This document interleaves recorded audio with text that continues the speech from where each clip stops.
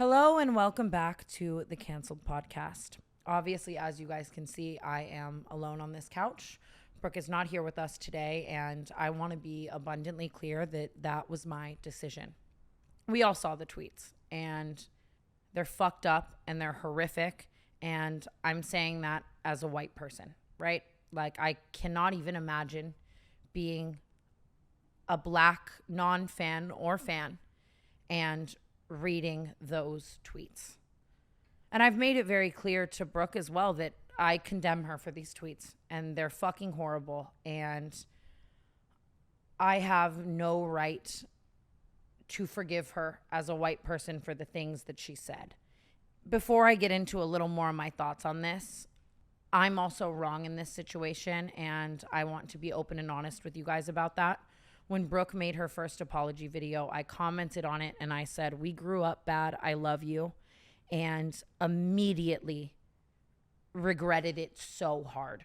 Realized how fucking stupid it was for me to fucking say that. I'm going to beat myself up for that forever, quite frankly.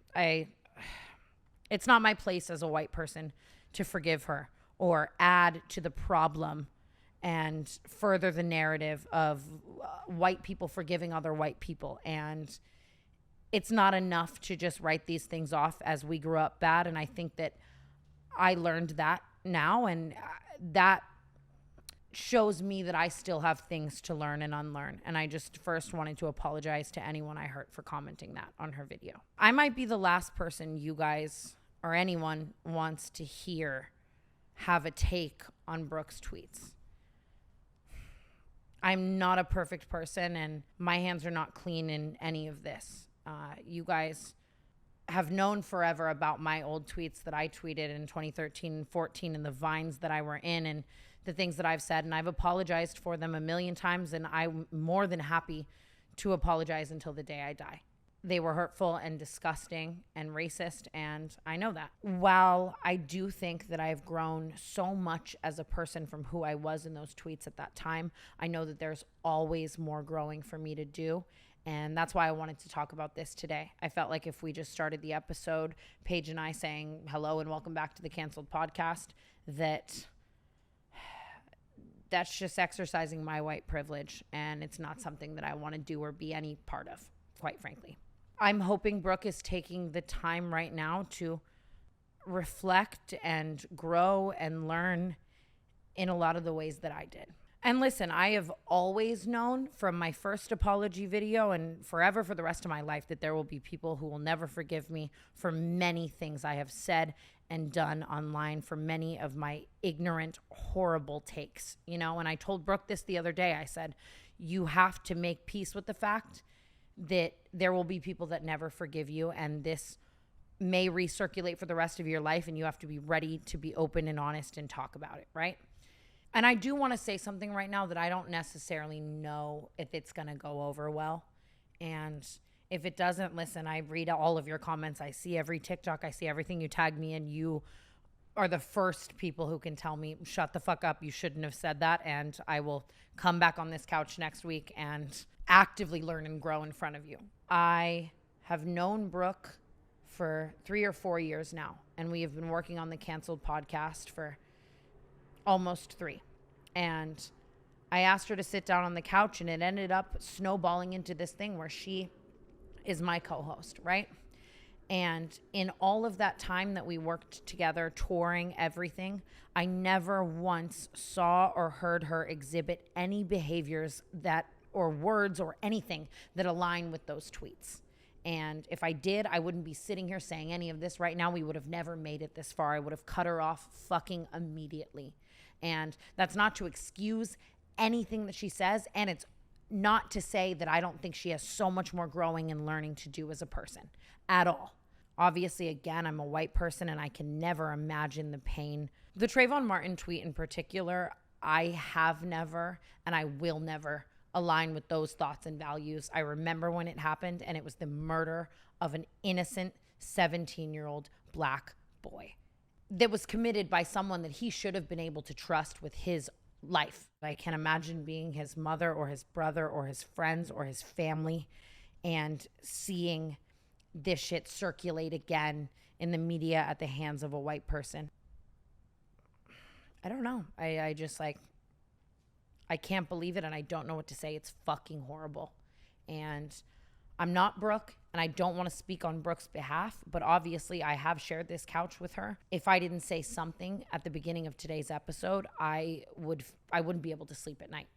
I just want to let you guys know that I'm seeing everything everyone's saying, and I just don't want to be a further part of that problem. I don't want to exercise my white privilege ever. I'm aware of it, but I don't want to exercise it, and that's why I'm speaking on this today. I think that I've seen a lot of feedback just in general, and I know where I want the future of this podcast to go, and I will always read your guys' comments. I will always be a chronically online fuck, and I see every TikTok and everything everyone is saying, and I don't want to be any further part of any problem. And I want you guys to know that I think the tweets are disgusting, and I hope she is taking the time to grow and learn what she needs to, and intake the information she needs to, and speak to people of color and understand the pain that they felt while reading those tweets.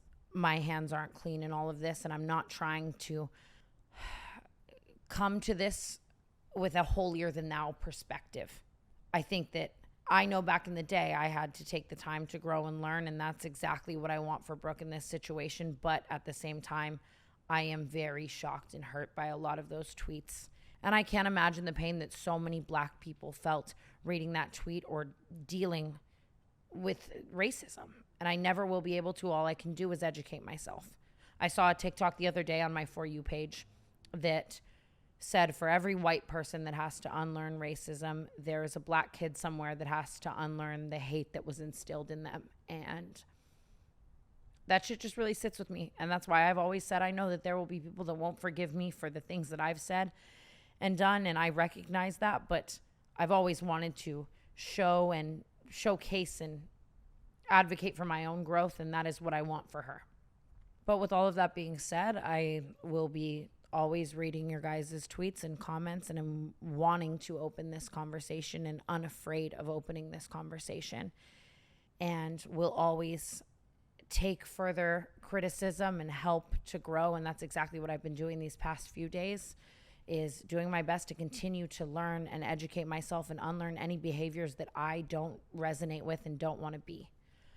I'm donating the proceeds of this episode of the Canceled Podcast and my entire TikTok creator fund to the Trayvon Martin Foundation. And I'm just really sorry to anyone that is hurt from this. And again, I don't want to speak on Brooke's behalf, but I sat on this couch with her, and for that, I feel that I have to say that.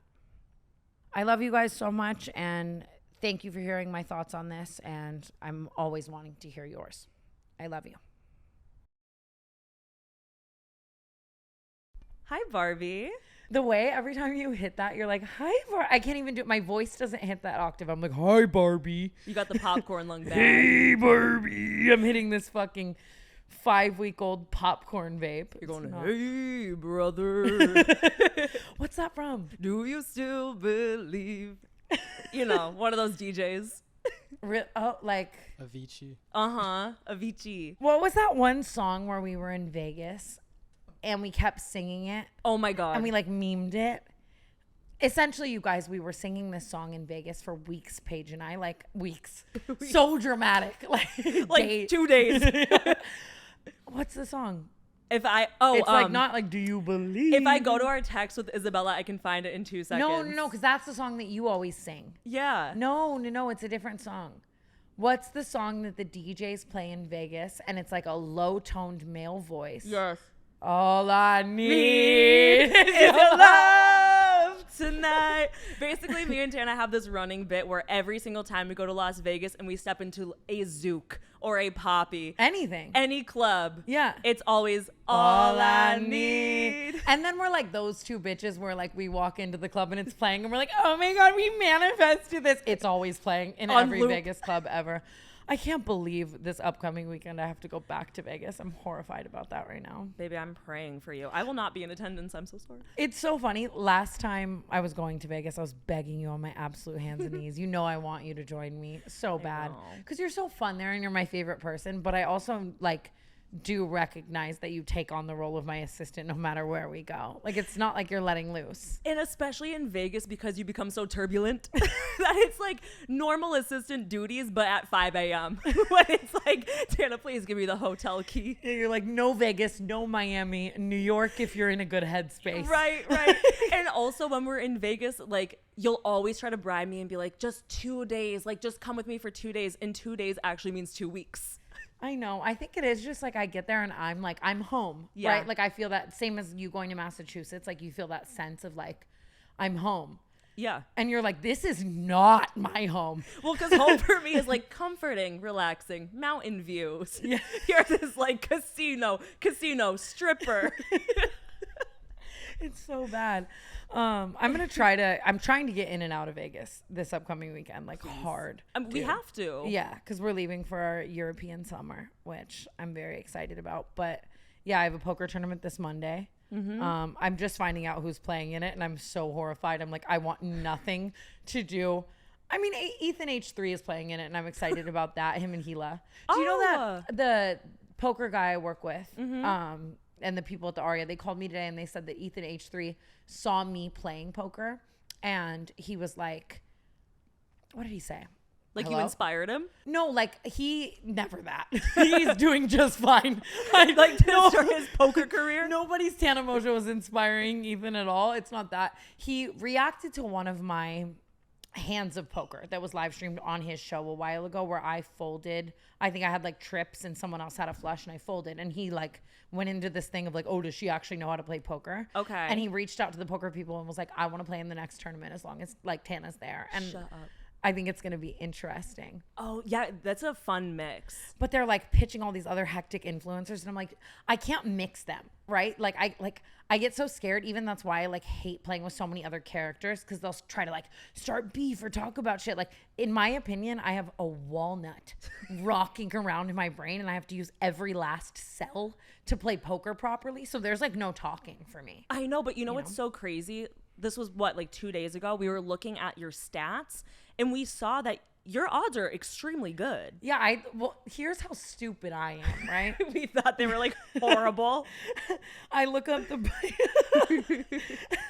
I look up the poker stats for who they have so far, right? I'm plus 300 and then other people are plus 500, 600, 700, 700, 800, 1,000, 1,500. And I'm like, I'm 300. I'm at the bottom.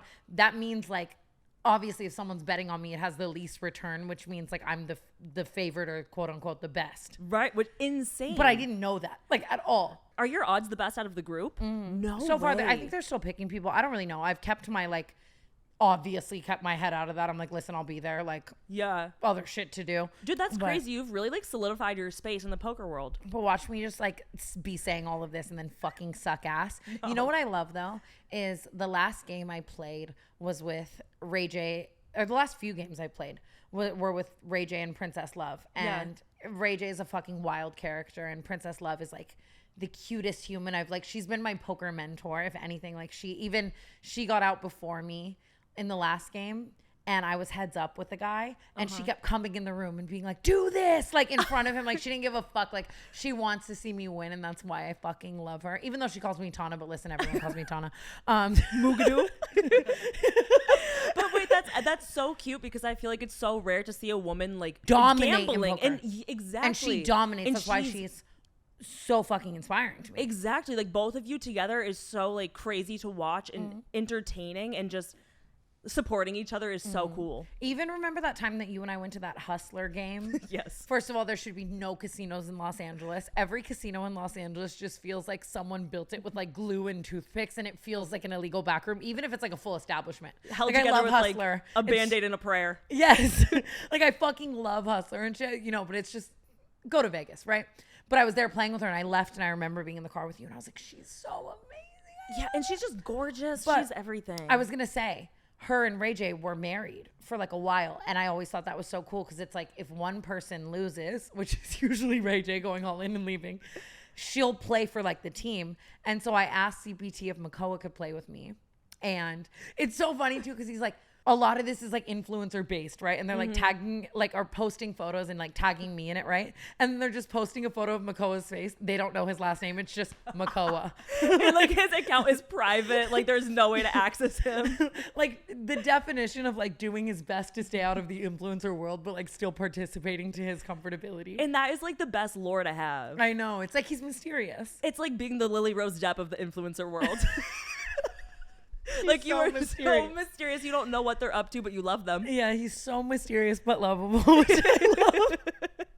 And I think it's really interesting to watch even how Mongeau has navigated this because it's like he's around. He's not unafraid to like be on camera. He has, the thing is, I think you know this, obviously, he has the best fucking personality in the world. He is the sweetest, kindest, most genuine person. I'm not kidding that I've met in the past.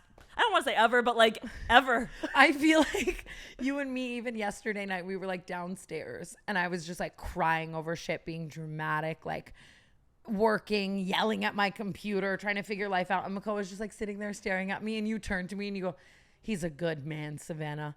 You'll always hit that when I know it's like, you're like, do not lose him. At all. Like, be on your best behavior. He's such a fucking gem, dude. It's crazy. And like, he just brings out the best in you. And I've seen how much you've changed, like, dating him. And he has just made you the best version of yourself, truly. What do you think? Like, how have I changed? Oh my God. You are, I think he's taught you a lot of patience. And I'm so serious. And like self-sufficiency, as funny as that sounds, but you are like far more patient. And I think he's like really instilled that in you. Yeah, I think he like makes me, here I go again being a simp. He makes me so soft. And I think I've like honed into that, I think, with him, you know. And just, yeah, being soft and like being appreciative. And you are more of like the, oh, look at the sunset type now. And it's cute. Appreciating like the little things. Yeah, that's good. You know? That's a good thing. Just loving life every day. I wanted like a Ty comment. No, she's not. I don't know. Ty's off camera right now, Aaron too, and I told them they have ghost mics and they might be chiming in with their, or what, God mic, ghost mic, or are they both the same thing? Ghost mic. God mode. God mic's crazy. There's a pterodactyl. Every time. Dude, I don't know if it's this last trip to Hawaii, but my patience with bugs is getting higher. I think it's my will to live is getting lower. Yeah. So like my fears are no longer, it's my biggest fear in the world, right? Like I'm arachnophobic, bugophobic till the day I die. The other day I was up here and I went like this. And Aaron was like, good for you for not screaming. And I was like, I swear my will to live is just. That's crazy. Yeah, that is not the Tana I knew. See, that's the Mongeau effect. Because it's like, do you know that our first fight ever, mine and Mongeau's? Was it the cockroaches on the feet? No. I just ran into oncoming traffic and he somehow was like, she's so crazy and stayed. That was just that. No, our first ever like real, I don't even want to call it like an altercation because like we just don't get like that. Like we just over communicate and then one of us like cries and then we like move on. Right. It's the closest thing to dating a woman. Not that he's a woman. Thanks for the clarification. Not that he acts like a bitch, like Right. or a girl. A girl.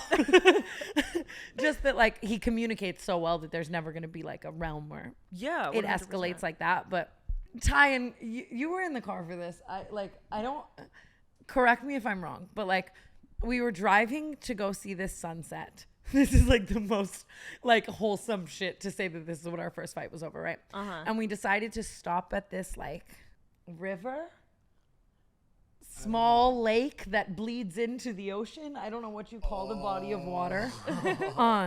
And I jump in this and I get bit by like 17 bugs, like on my legs, like little mosquitoes, like the little tiny ones. Like it was like those. Right. And we get in the car. He like wants to take me to this like sunset little like hike situation to watch the sunset. And I'm like, overstimmy boots. And like hike just like does not exist in your vocabulary. okay, but I do runions sometimes. But I'm clawing my legs because it's so bad. There's like 17 bug bites and he's being like, stop itching them. And I'm like, no, what the fuck is your problem? Like I'm like so overstimulated. Like, you know, when you're like wet too and your wet hair's touching your back and then there's like cold. You get a breeze and it's like, ugh. The Like your smack nipples are hard and not in a fun way. Like you're Like where it hurts. Yes, like overstimulated galore. Like I don't even remember. I think Mongeau was like screaming gaga or something. Like it just everything together. I don't know. I was a bitch. Your buttons were pushed. And that was like our first like moment where he was like, okay, like if you don't want to go here, just tell me. Like you know, like we had our first moment over that. And I don't know. He's like, it's just a bug. It's just a bug bite. And I'm then trying ever to since learn. then, your bug fear has gone down. I don't know. No. Dude, speaking of Hawaii, first of all, we haven't had like a chance to really sit down and unpack what the fuck both of us have been up to since you've been gone. So I want to do that, and I want to hear all about Hawaii and your toothgate. I think we'll get there. I mean, first of all, hi, how are you? We say this like we don't talk every fucking second, okay? But it's just different. I feel like when I'm in Hawaii and you're here, we call each other over work and we like bitch and moan about how everyone else is acting. And we laugh and we giggle. We send a bunch of memes. Yep. You show me Pocket, I show you Makoa. And we like keep it pushing. It's not until we like see each other that we get to like really unpack it. Yeah. How are you? What did you do? What have your past 3 weeks been like? I'm like, well, if you can't tell, I'm glowing. And why the fuck do I sound like, how are you? I sound like Jimmy Kimmel. It's like, okay. Like, this is our first time meeting. Yeah, like, hi, I'm Paige. What No. have you been up to? Dude, I'm not kidding. The past 2.5 weeks that you've been gone. Hence your glow. Right. No, and not to say that I don't fucking love you so much, but having just complete and utter freedom and just like the agency to do whatever I want with my time has been life altering. Like I can like just basic human things. I'm like, I can wake up and decide what I want to do today.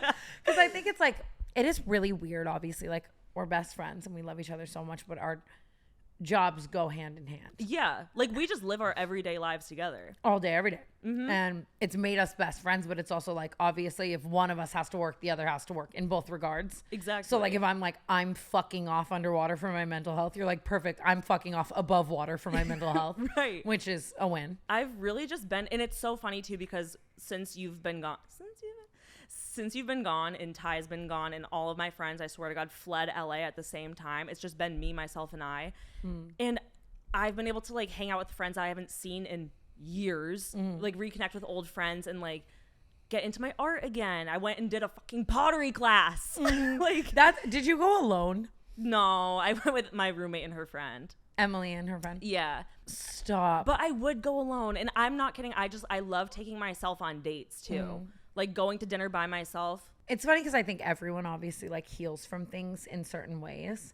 And I'm very much like, if I'm going through anything, I like want to distract myself every moment. I have to like run away to Hawaii or wherever. Like I have to like run and fill my brain. But your healing time, which is so much healthier than mine, is like recluse. Like you just want to be alone. And I feel like that is like when you thrive the most. Yeah, I always say I'm my own best friend. I love my me time. But also, it's like, this is also a prison. Like, don't get But me I feel wrong. like you gotta like the voices in your head a little to do that, because it's Yeah. like you're sitting there alone at dinner, right? I saw this TikTok about ADHD the other day that was like, I'm having 7,000 thoughts in 1 minute. WBU. Like that's, I can't be alone because I'm like, shut up. Yeah, you have like 10 voices Like what do you going on. fucking think about, dude? Oh my God, anything and everything. Gives me plenty of time to like dissect every problem in my life. Figure out what I like. Must be fucking nice. Yeah, it's fun. But I've really just been taking the time for myself, and people have been saying I've been glowing. People in question. It's just me and the voices.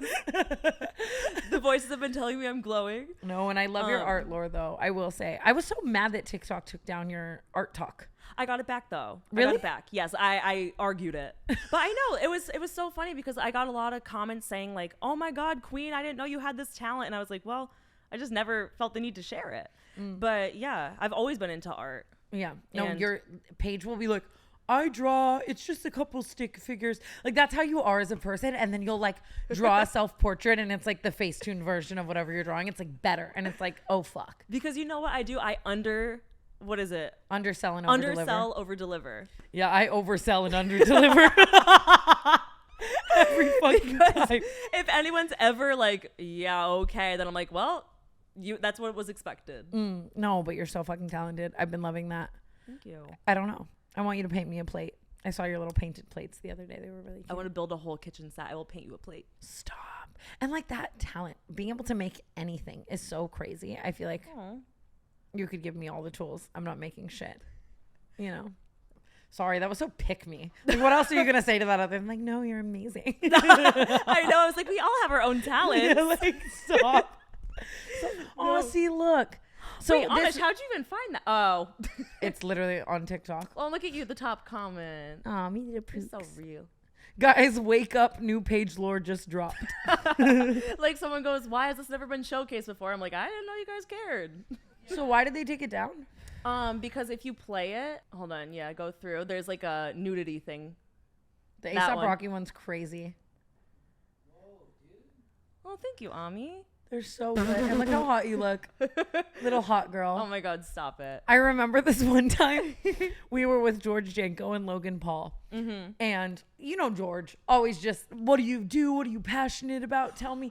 And he was like asking you that. And you were like, oh, I draw. And Logan was like on a meeting on the phone. Oh my God, I And forgot about this. you show this drawing to George. And George is like trying to interrupt Logan's meeting. Like, oh my God, Logan, look. And you and I were just like, womp, womp.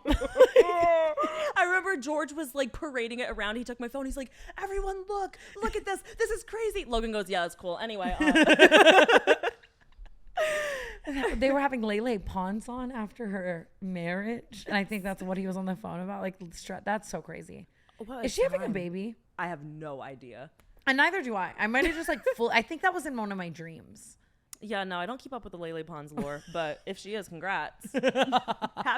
Happy for you. Know that I am. Oh my fucking God, I never told you this. This man just texted me again, and I cannot believe I never told you this page lore. New page lore just dropped. New page lore unlocked. This is actually fucking nuts. Okay. So catch this, right? This is maybe a month ago. Me and Ty go out and WeHo, of course. And we're parading around, making our rounds, and we end our night at the Abbey. And of course, we stay until close. It's like, duh. They're like shuffling us out. And we get outside and we call our car. And people are filing out. And me and Ty like look up and we see this guy. And I'm like, wait, he's kind of cute. And Ty's like, yeah, get his number. Like, talk to him. So I'm like, okay. We stop him. The guy comes over and talks to us. And we're just chatting it up. And he's like, yeah, like, you're beautiful. Oh my goodness. What's your name? Da, da, da. And at the end of it all, he's like, here. And he's just alone outside of a gay bar? By himself. Okay. But at the time, like, I didn't think anything of it. Like, he was just this you could hot be strolling dude. through WeHo. Like, Yeah. I just wanted to know if he had like a circle of gays with him, like if he had some lore. Solo dolo mission for this guy. I was just like, oh, he's like a hot guy. Like, I don't know. Maybe he came with friends. They like all left. Let me get his number. So we exchange information. He texts me that night. I'll call him Michael. Okay. Right. So we exchange information. He texts me. I go home, and he texts me again that night. But I'm tired. Like, I just don't respond. Whatever. So what are you gonna go do? Go fuck Yeah, him and right he now? said something weird like, "Come over tonight. Like, I want to see you." And I was just like, "I'm drunk. I'm like ordering Taco Bell, whatever." Text me again. Crunch the next wrap over dick every time. Duh. Every time. 5 Cinnabon Delights out my ass. Anyway, so he texts me again the next day. Sorry, I was just imagining 5 Cinnabon Delights up your ass. Have you seen that porn where people like pop out the rubber duckies? Okay, sorry. For sure. So he texts me again the next day, and at this point I'm like, I'm not drunk anymore. I don't even care. So not into it. Because that's such a real thing. Like, you're drunk out at a club and you get a guy's number, and then you wake up and like reread their text, get the ick, and you're like, Yeah, I was like, not even worth it. I don't answer this man, and he proceeds to text me day after day after day after day, and it just gets repetitive. He keeps sending pictures of himself, texting me like, hi, gorgeous, would love to meet up with you. this was just happening to Ashley too. Like the same thing. Like a guy she met one time was like sending her pictures of himself every day. Yeah. Like, and I feel like the narrative in like the world is like that women do that, right? Yeah. But what girl do you know like that is sending like selfie after selfie to a man that's not responding to her? Like, I Right. feel like it's so common where I see like a girl being like, this man won't stop texting me like mirror pics. But it's also just so funny because it's like they'll send a picture. I'm like, yeah, I didn't forget what you looked like. I didn't need the reminder. Like, And it's always a gym pic. Like, it's always just some. he I don't know. sent me like a stock photo of himself. It looked like if you Googled like lawyer pic, and it's just like a stock picture. Yeah. Anyway, so he keeps hitting me up. I keep ignoring him. And there's one night we're out at our friend's birthday dinner, and Ty knows all about this, obviously, because he was there with me when it happened. And I like kept filling him in on everything. So I'm sitting in the middle. Trevi's on my right side. Ty's on my left. And we're sitting there just talking, and I get a text from Michael. And I fucking love a play-by-play. Oh, yeah, of course. You need all the info. I see it. So I turn to Ty, and I'm like, oh, my God, this man just texted me another picture of himself. Trevi looks over, and she goes, oh, my God, how do you know him? And I was like, first of all, I don't. I was like, I don't know this man, actually. And she was like, Paige, I'm so serious. You need to block him right now. And I'm freaking out. I'm like, wait, why? What's going on? Like, I don't know this man. She's like, how did you meet him? And I told her the situation. I told her the story. And she was like, Paige, I swear to God, this man waits outside of like bars and clubs in WeHo and will get like drunk people coming out, like try to like take advantage of them, like get their number, like blah, blah, blah. And she said he did this to her one time, right? So he got her number and he proceeded to stalk the fuck out of her. Like, would hit her up incessantly, would not stop blowing her up. She would block him on one number. He would text her off of multiple different numbers. And this happened to her for so long. And it got to the point where he would start saying weird shit like, I'm outside of your house right now. Like, you better come out, blah, blah, blah. Crazy like, I fucking. bash your head into the wall or something. Yes. He texted her. That being your first Godby sentence is hilarious. No, I love it. Yeah. He said that to her? Yeah, yes. Literally said, I want to bash your head in. To Trevi. And she's telling me all of this, and I'm sitting there like, what do I do? Meanwhile, this man is sending you stock photos of himself. Correct. Can I say something, by the way, about stock photos really quick? It just reminded me. Ty brought this up in Hawaii, but he just looks at me. First of all, this is so Ty-coded. Like, we're high as fuck, and you know, like, our high as fuck thoughts. Yeah. And he looks at me, and he goes, do you think that being a stock photo or asked to be in a stock photo is offensive? And I was like, what do you mean? Like, do you think that, like, being chosen to be a model for a stock photo is offensive or a compliment? Like, you're, like, perfectly average. I know what you're saying, and I honestly don't know the answer. It is just, like, you are the run-of-the-mill like, type of person. Like, you're not, like, too hot where people are going to be distracted to buy the picture frame, like, buy your beauty. But, like, you're not, like... Because it's like if they need, like, brunette girl, like, they're not going to pick, like, a Megan Fox because then it's, like, that's a photo of, like, a model girl. Like, right? Yeah. They're going to pick, like, the most average... I think it's still a compliment, though. Like, you're photographable and you hit the nail on the head for what is being Googled, such as lawyer. And it's, like, comforting to know you're average, even. Right? That's all I'm hoping for. Yeah. Let me tell you that much. With the Facetune and the glitz and the glam and the Hollywood 4 and honestly, I wish they would ask me. Right. That's the thing. I think I would be fucking honored to be a stock photo. I know a lot of like people who might be more beautiful than that would be like, you know what I mean? Like, couldn't you see a Noah Beck being like, I'm not a stock like I'm better than that. Absolutely. Hopefully. Dude, he really is a lawyer too, which is so terrifying because it's like he's actually a lawyer. He is a legit lawyer. This man, Michael, is a lawyer. Trevi told me. So that's like horrifying too when people are in positions like that because then it's like, what? I'm gonna get a restraining order and you have all the legal power to. It's like Joe from You. Like this man is just living his day-to-day life There's as like no a normal way Joe civilian. from You was a lawyer. I don't even remember what he did. I feel like I know him, but I have like a problem with honestly, what's funny, like this doesn't even have to be in there, but what's so funny about that is I thought he was like cute, but then he like liked Paige and I was like, and then like this happened and I was like, literally that's what you get for taking my man. I just didn't want to say so funny. No, I wanted it. Well, I'm happy you escaped that. Good for Trevi too. Like I just always appreciate any girl in that situation who's like, block this man right now. Like imagine, I feel like they're like, I know a lot of people who just be like, oh, he's weird. Don't like good for her and you for like spreading awareness on that man. Dude, I'm scared to even block him. I almost want to just like let it die down because I feel like if I block him, it's just gonna like incite him to text me off of new numbers and really take it seriously. That's how I feel with my stalker. I'm like, I'm not gonna block you because then you know I blocked you. Like you know that I like took an action against you and now you're gonna like stalk me harder. No, exactly. It's so interesting though because it's like if he's doing that to you and he's doing that to Trevi and he's waiting outside these bars for people, like aren't you fucking tired? Like how many people are you texting all day every day? How many stock photos have you taken? Hang it up. Yeah, that's awful. Yeah, that's he's just really waiting. Scary. Sorry, I'm cracking my toes. Oh, I know. Piggies. Yeah, since you've been gone, it's been pretty boring, but like in the best way possible. Well, I am happy to be back. I'm happy that we both got a bit of a break. definitely still need more breaks. I think that I'm in a prioritizing mental health state for the rest of this year for sure. But that was a nice start and touch on that. You know what I mean? Yeah. I'm But trying to think of what about my Hawaii lore I want to share. I have my whole like United Airlines situation, but it's just like how many fucking LAX flight rants can you have? Granted, this was a worldwide situation with like all the Yeah. flights getting stopped and what happened from it. I'm sure a million people have way crazier stories than me to share. I will share the story at some point in my life because I've never had anything like this happen to me on a plane, but I'm just still like, I'm just not even in a ranting fucking mood. Like it's just, we're just happy. defeated. We're chilling. We're, we don't need to do all that. yeah. So I flew there. I watched 50 First Dates on the plane. Oh. I want to talk. You're like me Okay. saying the most uninteresting shit in the world. You're like, okay. I'm like, no, because I know you're gearing up for something. I want to talk about that. Mm-hmm. Okay.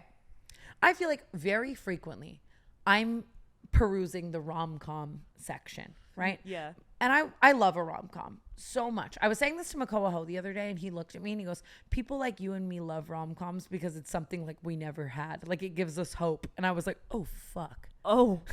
Like that's dark within itself, right? Like it's an escape. Right. Like to like a peaceful, happy fairy tale world, right? Yeah. But I love a rom-com. I feel like frequently I put on a movie that's in com or rom-com section, and then I watch this movie and I end up fucking sobbing my eyes out, scream, crying. I've always felt this way about Click.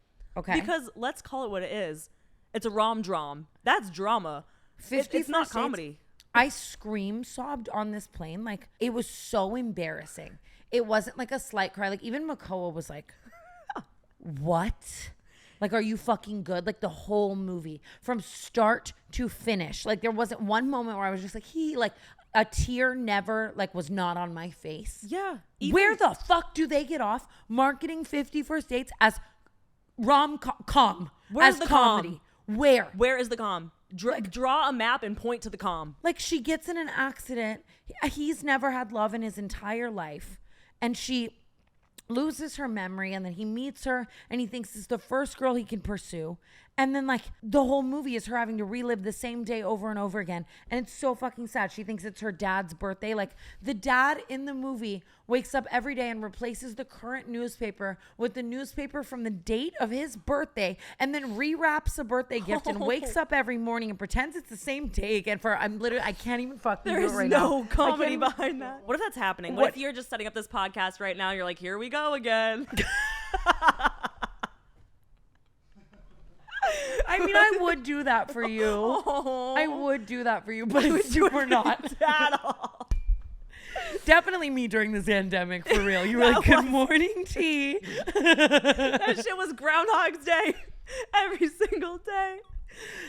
Why that is a theme though? Like all of these rom-coms, like 10 Things I Hate About You, Click. He makes the movie for her, and then she puts in the VHS and watches it every day where he reminds her, like, don't kill me. I know you just woke up next to a stranger in your bed, but like, I love you. And then shows them together. Like, oh my God, this part just breaks me. I'm sure every single viewer at home right now, you're like, I've literally seen 50 First Dates. Like this is on IMDb, but like, I want to talk about it. I'm sorry. Like, Passionate. so she obviously can't remember him, right? Like she wakes up every day and this is this new guy that she's meeting for the first time. And in the movie, she was keeping journals for herself, telling herself like, we kissed for the first time. I really like him, so that she could read them every day, right? And eventually she breaks up with him because I'm like, spoiler alert, sorry, again, came out in 2005. No, it's not spoiled. You for had him. enough time. Yeah, like, eventually she breaks up with him because she's like, I don't want to keep doing this to you. Like, you deserve a better future, right? And he's like, you really like, she's like, I don't want you to keep living essentially with like the hope that one day I'll remember you, you know? And he's like, I'm down, but she's like, no, I'm out, right? And she goes away to this place, and she was a painter in the movie. And then she sits there every day and paints photos of him. She wakes up every day and, oh my God, I can't even do it. He was in her dreams every night. So she would paint the photos of him from her dreams. And then he shows up and she's like, so you're this guy in my dreams. And then they have a baby and they like move on to this. Are you getting misty-eyed? Tana! Oh. It's also Adam Sandler though, because I swear to God, if it was like Matthew McConaughey, it would not touch me as much. My love for Adam Sandler, it's just, it's runs getting out of deep. control. It's getting fucking out of control. Have you ever seen The Notebook? No. Tonight. That is your job. I'm like, scratch everything else. I just don't know if I'm in the mental state to watch some sobbing ass shit right now. So give me a week.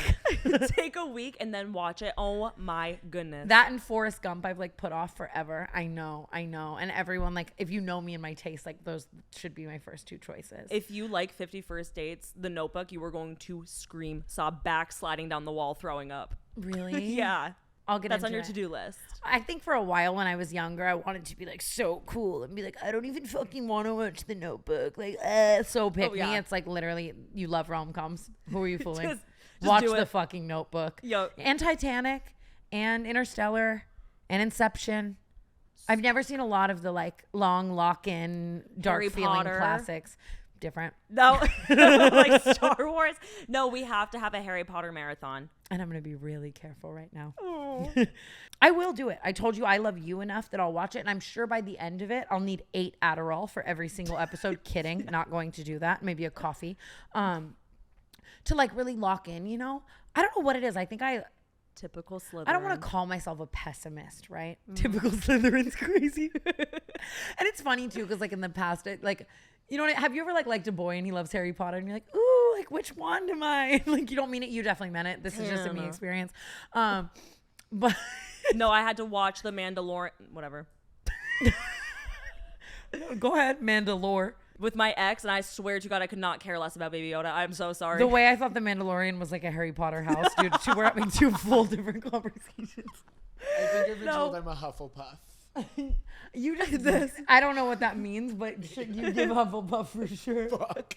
This, like, I don't want to say I'm a pessimist because I can be such an optimist in certain things, but I think that there are parts of me where I'm just going through life like glass half empty, or right? Like, I don't know how to put this into words without saying it, but I think that a lot of having a childhood comes with believing in magic and stars and wars and and treks and treks and wizards and slithers, and I just never got that growing up. So like as I'm older, like even books, I don't read fiction books. I'm like, fuck your fucking magic world. We're here in this one and fuck it. Like I can only read like nonfiction autobiographies, and it's like the same sentiment. Like I can't be like, you're a wizard, Harry, but like I can try. Like I want to be happier. Your kid's gonna be like, Mom, can we read Goodnight Moon? You're like, no, War and Peace.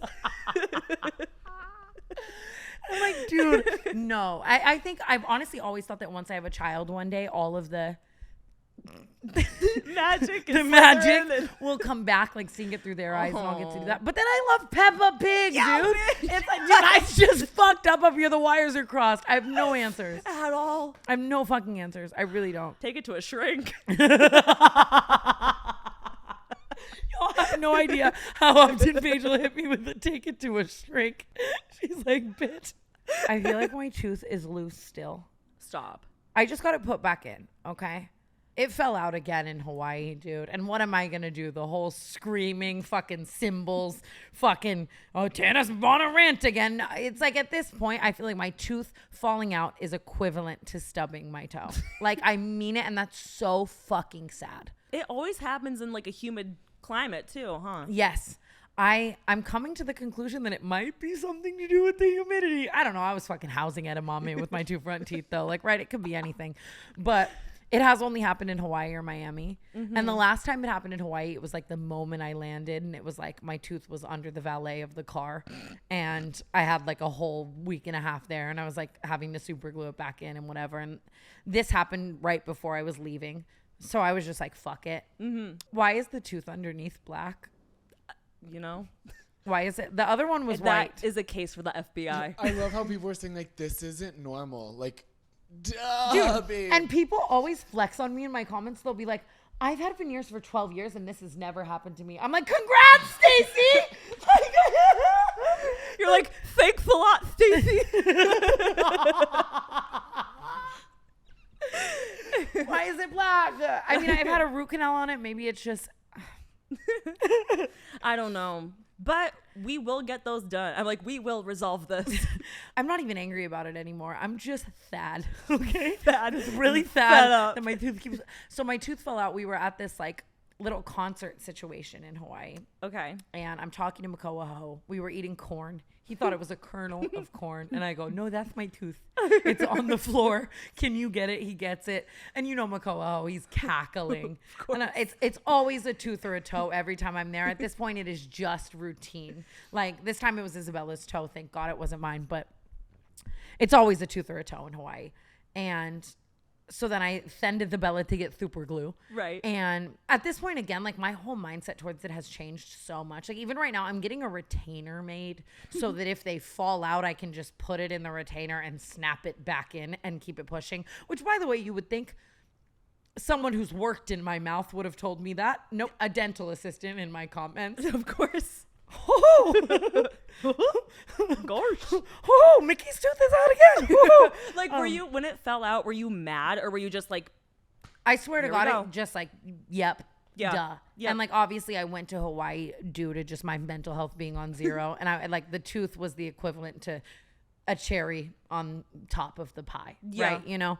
And then I sit there and I'm like, I literally like, I was just like, dude, like, I'm not going to let this ruin my time. At the end of the day, I'm going to have to go back up in the room and super glue it in. And like, it is what it is. And like, get it put back in when I get home.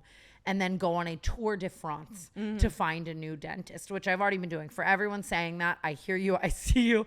Like, I am interviewing every Kardashian celebrity dentist and doing my best to figure out which one. yeah. And who can fix it? I think it was like the same thing. I kept going back to the same dentist because it's like, you know, when you're in a toxic relationship and you're like, no one's ever gonna know me again. Like even if they're bad to me, that was the same thing. Like I have a lot of dental problems. He knows your tooth history. Yes. And like reteaching that to someone else is going to take a minute. Yeah, like lidocaine doesn't work on me, and I've had a root canal in every tooth, and like just all this bullshit. But it doesn't matter. Like, go tell someone else Who can 'Cause keep clearly, the tooth in. Yeah, clearly the smack back is not working. You know, no. But I sit there with my little black tooth just popping out, my little chiclet. I'd been there for hours and like didn't meet anyone, and then all of a sudden I just start getting mobbed. Stop. And I'm like meeting all these girls and gays, talking with my hand over my mouth like this. Like, I haven't seen many of the photos that I took. I probably took like 50 photos while I was sitting there waiting for super glue, trying to enjoy the concert with my little gray tooth. But you know what? They probably loved meeting you with the tooth out because it is so Tana coated. Like it is like the exclusive. Yeah, like they definitely got a special edition Tana photo. Like yeah. I'm like smiling with no tooth. Like it was very interesting. At first, this first girl came up to me and she was like, I love you. I've always loved you. We talked for like 10 minutes. I'm telling her about my tooth, yada, yada. Like we're still talking. And I was like, she was like, can we take a photo? And obviously I have my little gray chiclet tooth out. I was like, you know, I'm going to be around the hotel for the next few days. You're staying here. Like, why don't we meet down here tomorrow? I'll take one. Like, I really don't know if I'm necessarily in the condition for a photo right now. And she goes, nope. Puts her phone up. And I was like, well, fuck it then, dude. Like, she straight up said, bitch, no. Absolutely your tooth is not. going to be out on your Instagram grid in an hour and you're going to give me what I want now. And then I just took a million photos. I was like, fuck it. But Oh my God. I kind of want to have Mongeau talk about his perspective. Because I think it's like I have exhausted this, right? Again, like I've talked about what it is like to feel your tooth fly out like a kernel of corn and pick it up off the ground and super glue it back in. At this point, like it is my own fucking fault. Yeah. Do the Tour de France, find a new dentist, get implants if you just shut the fuck up about it, right? Like, you know, I'm always gonna make TikToks when it happens, whatever. But you know, there's so much more to be said about dating the person that shit like that has always happened to, and. When we were in Hawaii, Mongeau came on the Patreon and he won't let me gas him, which is like so sweet. Humble king. Ever. I can be like, babe, you look amazing today. He's like, okay. And I'm like, you're literally the hottest person I've ever seen. Like, what are you saying? But even everything, he sat down and this just like attests to his love for me. I think because it's like, this man has no business. Like he wants to be underwater in the waves, right? Like there was not a part of him that wanted to film for the Patreon, but he sat there for an hour and a half and did it with me. And just like, because I needed content while I was out there, and he fucking killed it. Like all of you guys on Patreon were responding and saying like, we love Mongeau, more Mongeau. People were making TikToks like crying watching it. Like he just killed it. I was gonna tell him this last night, and honestly, Mongeau, hey, what I really love about him is he is so thoughtful when he speaks. Like before he talks, I can see his like cogs turning and he knows exactly what he wants to say and how he's going to deliver it. And I need to take a page from his book. I need to take 10 pages from his book. Like, give me the whole book. it is like the exact trope of like yapper saying everything on your mind fucking girlfriend. Like half the time I'm saying something and then, immediately I'm like, wait, I'm sorry. Didn't mean that. What the fuck did I just say? Like yada, yada. And he like thinks before he speaks, is so calm, cool, and collected. Like it is such a balance that's beautiful to have. Because we're so the type of bitches that, I'm not kidding, I open my mouth and I start speaking, not even knowing where I'm going to end my sentence. It is, I am on the journey with you. Like, we will figure it out together. See, and for you, I can say, like, maybe your parents loved you so much that they welcome that. Where the hell did I get this from? Shut the fuck up. Like, I don't fucking know. Yeah, let's bring Mongeau on. I want to, like, ask him some questions about you. Yeah, because I think he killed it so hard on the Patreon. I'm going to have to drag him on the podcast right now. And if he doesn't want to, obviously we won't, and it'll cut back to us again. But he's just so good at this. And there is the part of me that obviously I've talked about this before. Like, I would love to see him reap the benefits of this influencer life, because it's like he's beside me all the time anyways while I'm doing it. And he's so intelligent and funny and well-spoken and hot. It's like, bro, do this. Like, you know what I mean? But obviously he also just wants to protect himself from all the negative shit that comes with it. And I don't want to pressure him, but I was going to say, like, that's so telling of his character. And, like, you're always like, Mongeau, like, platform yourself. And he's like, no, I'm good. Like, he genuinely doesn't care. It's so sweet. it is like, and that's obviously in the beginning stages of our relationship. That was so nice knowing that this person only wants to be with me for like who I truly am. But obviously as time progresses and I'm like, I want to marry you, I'm like, feel free to make a buck off this. That's the least you deserve. Right. But let's get Mongeau on and we'll come back. I'm like, bring him out. If I did every podcast like this, I would be in like my most peaceful levels. I need Ty to get behind me so I can lay like this and Ty's behind me. I think that we have to do a double date episode at some point. Hello, Mongeau. Holy hell, guys. Hello, Mongeau. Welcome to the Canceled Podcast. Thank you guys for having me. Trevi's favorite bit in the world is telling dogs that they have a weak chin. Like, in a loving way. She's like, you little weak chin. Because, like, dogs don't have, like, chins like we do. And I feel like that's what I'm giving now that I'm laying like this. Like, where is the definitive line from my... I have... It's straight neck into chin. Mongeau, welcome to the Canceled Podcast. Hey, you guys. Yay. How we living? We are living good. Mongeau, first of all, I feel like I'm your therapist. Like, tell me what's been going on. No, I want to ask you guys questions. Little Q&A. Yeah. Right. I think you did so fucking good on the Patreon, and I have those questions, and there were so many more I want to elaborate on, but I honestly, before I even try to do any of that, like, I would love to hear what Paige wants to say. Yeah, this is actually I know, good. I'm curious. Okay, wait. First of all, what are your love languages, and do you guys think you, like, share them? Damn. She I came know. in hot. That's good. That's really good. I feel like we're both pretty high on the, like, physical touch of it. Just, like, head scratches, back scratches, like, just little things like that. Like, I mean. Yeah, like, for one person, it's actually disgusting. I feel like I always notice that with him, and it's really sweet. Like, at all times, he has to at least just, like, have a hand on me, and I think that's, like, really sweet and reassuring. But I think that my biggest love language in the world is genuinely from the bottom of my fucking heart. I'm actually going to sit up for this because I feel like I'm giving weak chin, no fucking face to the podcast. Stop. I can't look at Mongeau. Like, it's not working, even though I want to scissor. I feel like my biggest love language in the world is acts of service, because I'm just a lazy ass bitch to the core. But in the sense that, like, okay, for example, right? Let's say I'm laying in bed. And you know what that feels like. Perfect temperature. You just got in bed, long day, head on the pillow, cold sheets, AC on 59, snacks around you, phones plugged in, shows on. Well, actually, let me go back. Show's not on yet, right?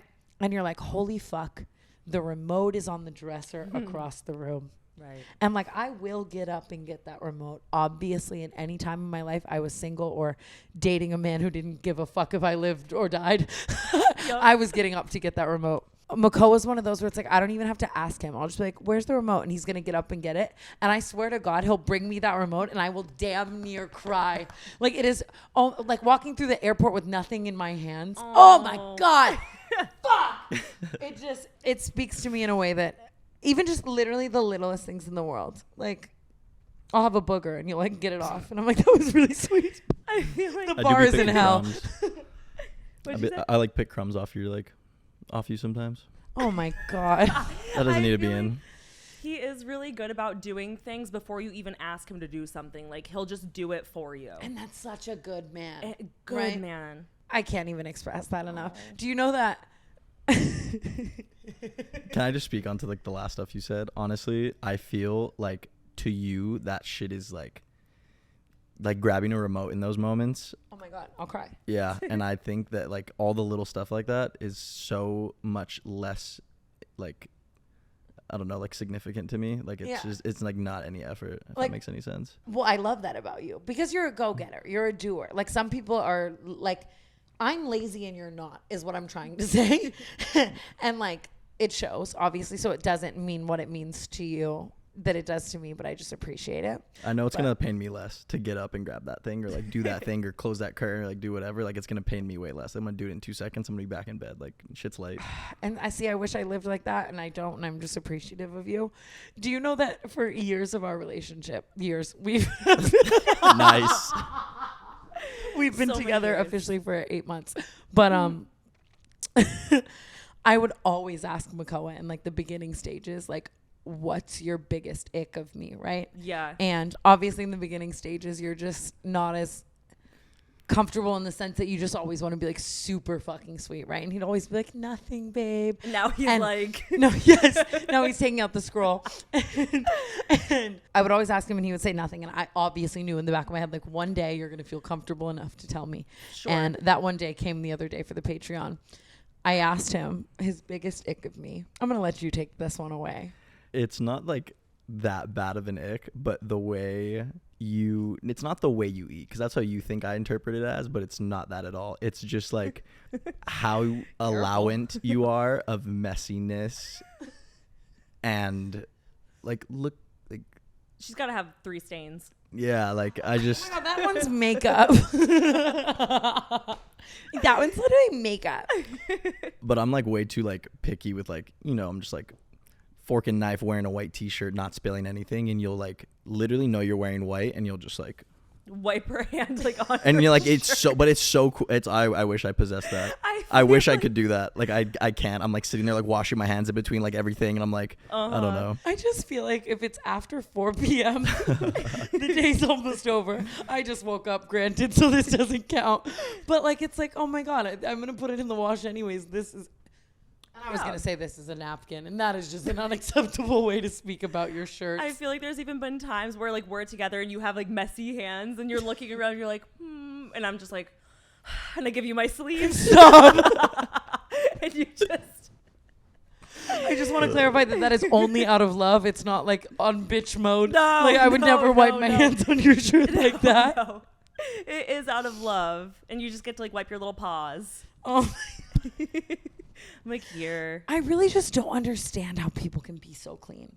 Like I put on a white shirt and I'm like, I know by the end of the day, even if I tried my fucking literal hardest, Yeah. my day will show in my shirt. But there's something about white shirts specifically that like encourage stains. Like no matter what, I'll put on a white shirt and I'll be so extra cautious to not spill. And then every time without fail, spaghetti sauce, red wine, every time, toothpaste, whatever. every time, grass, and like I was in a building. And I don't even know. So you feel like your number one love language is physical touch? What are the like? I honestly don't Words know. Like of affirmation. I know that one. Honestly, like Words of affirmation, physical touch, quality time, acts of service, and gifts. probably like quality time. Like yeah, even like acts of service too. Like I don't know. That's a tough one. But yeah, like quality time for sure. Elaborate. For our anniversary, you were like, this.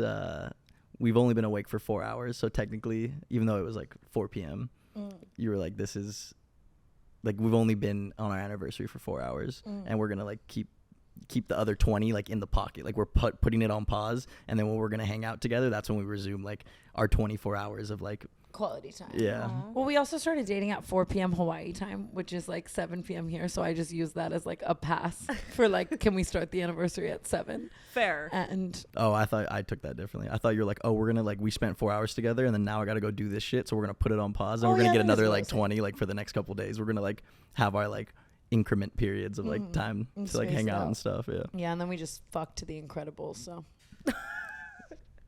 Do you wish I never said the Avatar thing? Nah, I mean, at this point, it's like, it's pretty funny. The group chat was like rousting me and shit. What were they saying? They were just like, bro, you're a fucking freak. Like, like figure it out. I always forget about that too. It's like the group chat. Right. Like I forget. I don't know how, like, I literally don't know how they found out, but I just remember like seeing a text. They're like, well, Mongeau is fucking Avatar, so he's useless. I was like, Useless. like, I kind of wish I saw. Us fucked to Avatar. Nope. At all. No, the Avatar. I was- mean, dude. it's painted human beings horrible. Like, I'm pretty sure it has like a 1 on like IMDb. You can like look it up. We did. Can I say something? Mm-mm. I would fucking Avatar for sure. That's not. Say it with your chest. I would fucking Avatar for sure. Oh, I love that this is a safe space. Jake, I'm not Sully. gonna lie. If you watched what we watched, it would almost reverse what you're thinking. But it was because it was done so poorly. Yeah. Like, Have you seen the original? Like, obviously, like the original Avatar. Of course. So she's never seen it. I'm like, of course. Right. In the movie that we watched, our movie, Right.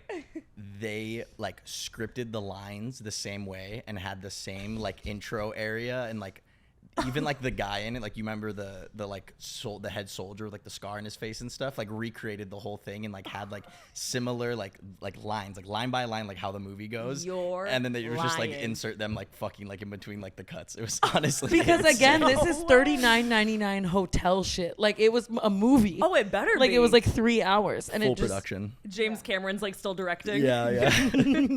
Holy That was our last shit. anniversary too. that was. Do you know that we're laying in just, like, bed figured this after out. our incredible night, Right. celebrating our 8-month anniversary, and I was like, where were we on our last anniversary? And we realized it was the Avatar day, like, and then the one before that, I was barking in LAX. Like, I don't know if I can get our anniversary right. I was gonna say you have to like keep topping it.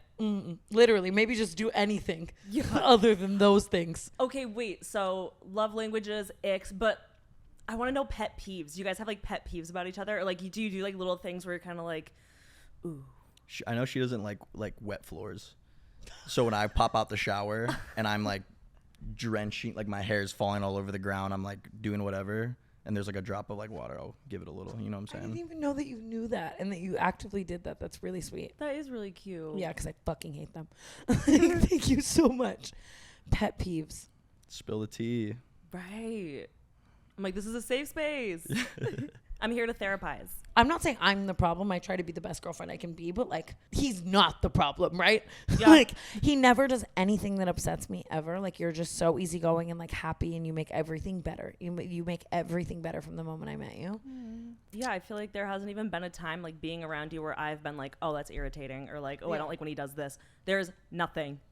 Do something. Do Yeah. something. Like, Makoa, the one thing that I will say that is not frustrating because I have no room to talk, but as you know, I'm very slow, like getting out of the house. Like I'm a late bug. I'm late to shit. I'm whatever. He's the same way. So like, and yours comes from like the Hawaii time and like being chill and like, you know what I mean? But us together, like we're going to be so fucking late. Oh, it's compounding on itself. And It's I'll like, are watch kidding you me? like go through the same 4 items that like you don't need to take with you. We're like going to like CVS down the street, and he's like looking at his passport, like, do I bring it? And it's like, look, But honestly, valid going anywhere with you. I just hate I real as fuck. I hate like not like going somewhere and being like, fuck, I forgot this. That feeling like Yeah. or like losing something. Like you'll lose stuff all day every day. You're like, where is this? And it's like right there. And like I will always have like everything I need on me at all times. Like I'll never like not. And then Yeah, like how leaving the house like takes maybe a little longer, but see, and then I again, keep it's just, that- like, I keep it on prepared me. King. Right. I'm the problem. Like I Yep. really have no pet peeves. Aw. Yeah. no. I feel like sometimes when we're like going somewhere, it'll be like I'm doing something and then you're like, okay, we're leaving, and I'm just like, oh fuck, and I need to like put together like everything in like 3 seconds, and I just am like going back 4 times to like grab something. You're Have you so seen right. the TikToks where it's like a girl and her boyfriend are gonna go out, and like the girl gets fully ready, and then she's standing there fully ready, and the guy's putting on his shoes, and she's like, "You're making us late." yeah. Like that's literally, unfortunately, how I act. Yep. Sorry.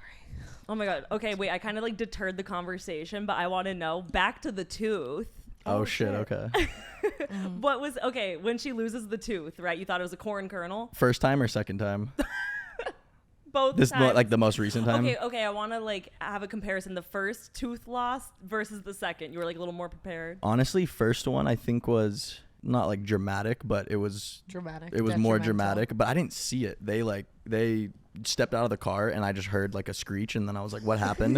And I'm like unloading luggage and they're like, tooth came out. I'm like, all right, like whatever. And then I actually was like, your tooth actually like fell out of your mouth. And then it was lobby bar, scream crying. Was that the night that your phone fell off the balcony? Oh my God. That phone. Ty's phone. Yeah, literally 5 floors. We had to call We could security have at a like 2 full a.m. It was a whole fucking thing. episode about That day Ty's was phone loss. that was Oh day my one. That was God. we landed and that was like day one off the ground. Wait, keep going. Second time, was I even there? Was I at the? Might have been in the bathroom or something. I just remember a little scurry and then looking up, and she smiled at me, and she was like, just had her little gray guy, and I was like, oh okay. You know what I really love about you though? But you were so calm, honestly. That second time, you were just like, oh cool, and I was like, do you want to go to the room? Like I started panicking. I was like, go to the room right now. Like I'll like literally like pack up all the food. Like let's just get out of here. And you just sat there and you're like, nope. Like, I was like, all right. this isn't my first rodeo. My favorite thing about Makoa too is like, listen, I think you love me unconditionally. I appreciate him appreciating my natural beauty and telling me I'm beautiful. But there has got to be arguable moments where I, like my little gray tooth is peeking out. I'm smiling and he's looking at me like, you look pretty. I'm like, babe, Oh. babe. Like, you're like overly nice to me in those situations. Okay, wait. 2 questions. Favorite memory or like the time where you realized, oh my God, I'm in love with this person.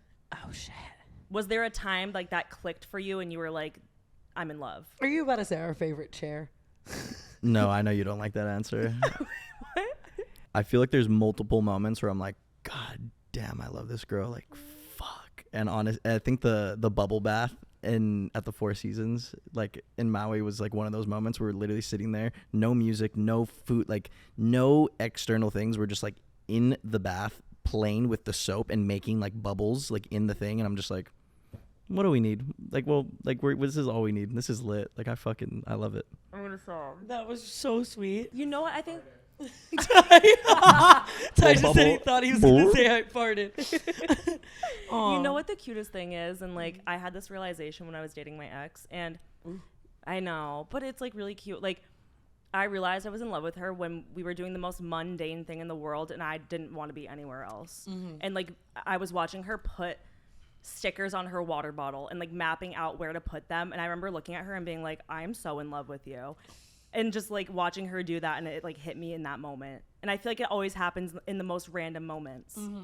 Yeah, I it's know. never serious shit. It's always like a little thing, or I'll be thinking something. This actually happens quite often, and I don't really bring it up, but I'll be thinking something or like want to do something, and she'll do it like seconds after I think about it, and I will just like stay silent. I'm like, holy shit, that just fucking happened. I was like, that is crazy. Like I was just thinking that exact same thing. Like even the way you say things structurally is how I would do it, or like your delivery or whatever. I'm like, wow, she did that so fucking good. I'm like, damn, that's my girl. That's cute. Wait, that's really sweet. Fuck, what am I going to say? I know. Good luck. I know the moment that I first knew that I had feelings for you and that we weren't just hooking up, and it's so stupid, but I really mean this. Ooh, I want to hear this. I had this night where we were laying in bed and we'd been like hooking up and stuff, but I didn't really know what was going to come of it. And again, this man lives in Maui, and I'm like, am I really about to fall in love with someone who lives across an ocean from me? Right?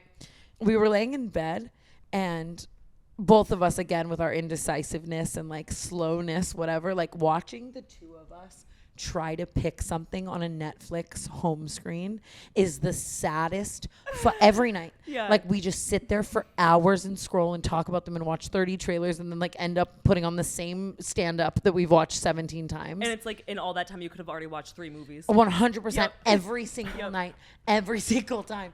And we stayed up for 3.5 hours, like just scrolling through Netflix, but like cracking jokes, like with the titles, like me when I blank, like me when I this. And we got in this whole conversation about like just like old things we used to watch growing up, and like it all was just like because of this Netflix home screen. And I remember thinking like, damn, we didn't even like watch a movie. We didn't even like hook up. We didn't do anything. We talked about the Netflix home screen for like 3 hours, and this is the best way I could have spent my night. That's so fucking cute. That's so cute. I'm I like, love isn't that. that sweet? I love that. She's like, That is true though. It's never obviously like the bigger events or like things are always gonna be awesome and amazing, but it's always in It's the little like- things, man. I swear. yeah. Be like being in love makes the small things so special. Sorry they were like third wheeling this. I love it. I'm used to it. This is like my This my is your role. day to day. Yeah. I know. Now I want to ask Paige questions of like dealing with Ooh. us, like on tour and Ooh. shit. Oh my. Genius. Oh, okay. Genius. Because this is a Fuck, I'll little. get off the podcast. Like you two can just start one. Like I feel like I'm fucking. I feel like No. we're always Wait, the little what's holy trinity. What comes to mind? I'm just thinking like tour, just walking to the back and just seeing a literal fiesta of food, dab pens, like just nonsense. And you're like, oh God, here we go. It was my favorite part of tour. Like, genuinely knowing that after every night we got back on that bus and I would come back into your room and it was this little three having a kiki every night, smoking and just eating our shit, like eating shit food was so fun. There were several shows where I would like walk off stage and then get on the bus, and then the three of us would be in the back room smoking, laughing, giggling until like 3 a.m. And it just always just us three. And I remember several times where I was like, this is funnier than the show. Like, fuck. It was- Sorry, Minnesota. like No, because what happened in that back room was like some of the funniest moments of my life. 100%. Like to the point where I was like puking from crying, laughing. When you went on that tangent about how the cadence of the way I tell my stories on stage, it was go ahead. Give it to the So people. I had this bit like while we were on tour of the way that Tana tells her stories and her delivery. So she'll go on stage and she'll be telling like the most mundane story ever, but like the delivery makes it seem so suspenseful. You'll go, and then I swear to God, Minnesota, my Uber arrived on time, and the crowd is like, no. Obviously, that's not the whole show. But like just your delivery is so It was also like so much of a tour. We've talked about this before, but the cable television, Oh my like the God. Family Feud night, babe. Do you remember that? That was, I think that when we finally got that TV going and it would only be on Family Food was like, it was peak comedy. There was a night where there was this episode of Family Feud, and they had this man. They had this man on Family Feud, and you know how at the end of Family Feud, obviously one family wins. They're feuding, 1-1, and then they have, explaining 50 First Dates and Family Feud in 2024 is the craziest thing. Like everyone. Fuck, my bad. I promise we're coming back with topics. But at the end of Family Feud, they have the like speed round where they pick the one family member and they ask him the questions.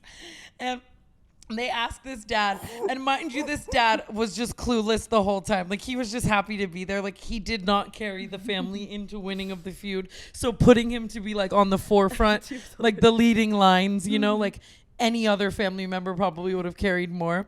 And Steve Harvey goes, name one thing about Elmo. And the dad goes, he's orange.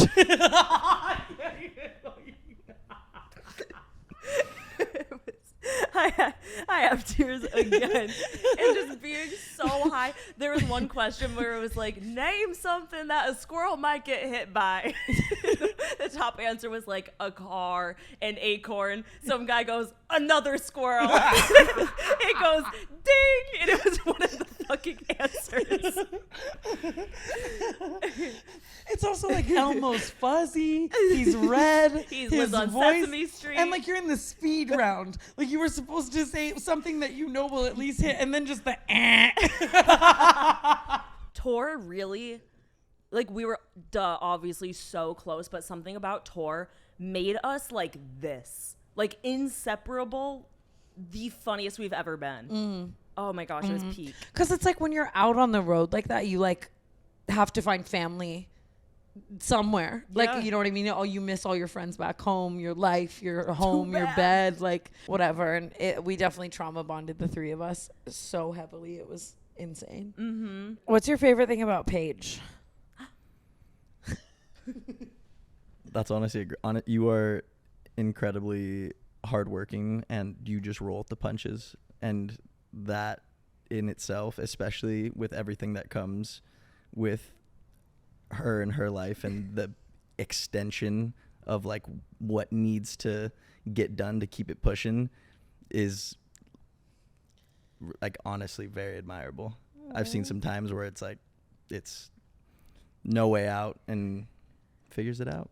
Oh, Makoa, thank you. You're a trooper. I thought you were gonna say you thought she was hilarious because I feel like you're always on a tangent about how hilarious Paige is. Paige is fucking so funny. I'll take bits of yours from literally from like tour and stuff, and I'll like still like I'll like replay them in my head. I'm like, God, that was fucking good, or like little shit, and I'll be like saying it for days. I'm like, that Do you was ever fucking reuse clever. a Paige bit on other people? I do all the time. For sure. Like a Paige joke. I'm trying to think. Every time you're hungry, you say it sounds like your stomach sounds like there's boots in a dryer. Oh yeah. And like I will like I run like I find myself. I guess that's like the highest form of adoration and love, is to like I feel like I become you in so many ways. You know, Oh, like I know. And I see it. It makes me happy because I'm like, oh, okay, good, that hit.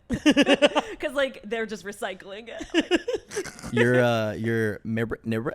I think about once a week. I swear to God. I swear to all God. jokes. I'll be just be That's walking the through. one. It's the way you delivered it. I never heard about it before. Obviously, it's got to be like a fucking top 10 most Go ahead. common joke ever. Go ahead. Serious? That's Like the one? I swear to God, Okay. like it was. There's no way. What's a DJ's favorite sauce? Never. So stupid. It's so funny because it's like she will make the most intelligent 9-part joke, and like that's the one the he's one. stuck with. Because you'll be in your day to day. You're like, oh yeah, I need to get a little like spaghetti or whatever, and you're just like, never. Yeah, like in that. your head. Like I'm like, damn. It's true. It's infected me. I do crack jokes a lot of the time for myself. Like regardless of if anyone else gets it, it's for me. But I think that's my favorite type of humor is people who just have no regard as to if other people get it. I've always said that. You And know? I've always said that. Someone asked me the other day what Makoa's opinion on Brat Summer is. That's what I want to get into. I Let's talk. still don't even know. What's your opinion on Brat Summer? Can you elaborate? So is that you saying that you're unsure of what Brat Summer is? Absolutely. Okay, if you had to guess, what is Brat Summer? to Brat you? Summer. Yeah. Or name 3 things that that encompass your brat summer. Is everyone allowed to have a brat summer? Is that like the goal? Yes, everyone is included in brat summer. Is it like a hot girl, hot boy summer kind of thing? Like, is it along those lines, or is it?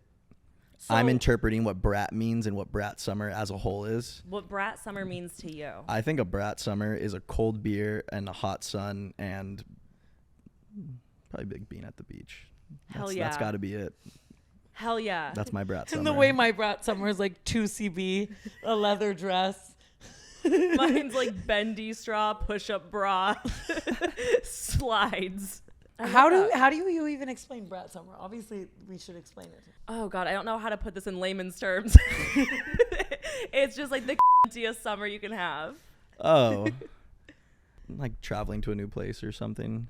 Like, He's making Right, it so so wholesome. I though. know, like a summer in Europe, but going to the club and staying there until 5 a.m. Brat summer. brat summer. Okay. So Charlie XCX coined this term, the singer. Okay. And you know, she makes that song. It's like, you think the apple's rotten right to the core.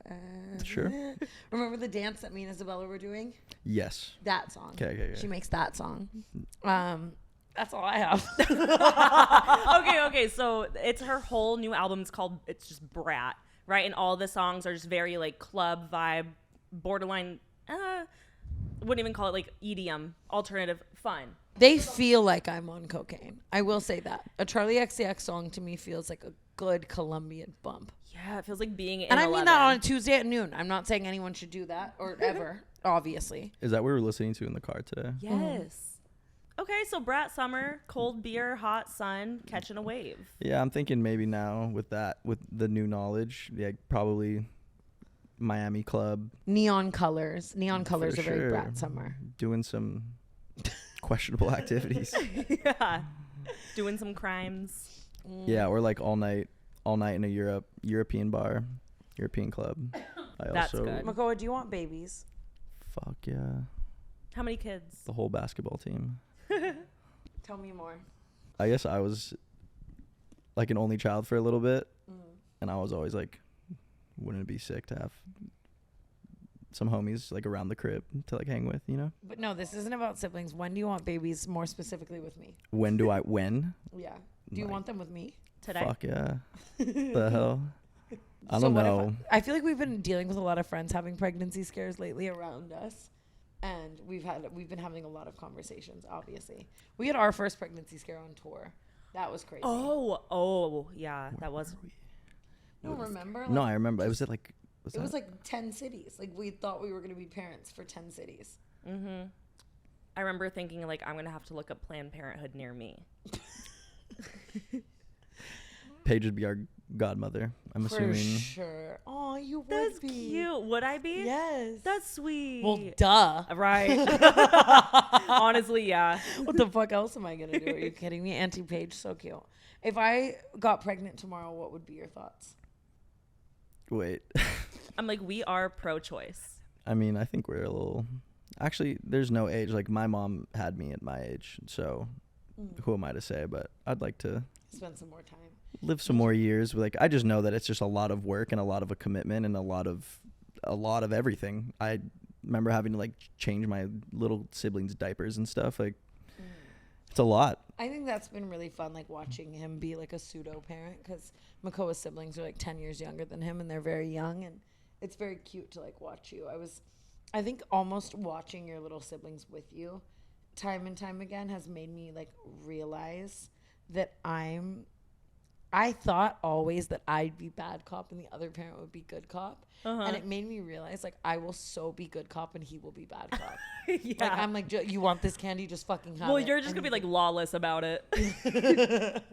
You're just like, you want to sneak it at 10:30, doors unlocked, go. I mean, all I have is my own knowledge, and I learned everything on my own and by failing and standing up again. Not to say that I turned out like a gem, right?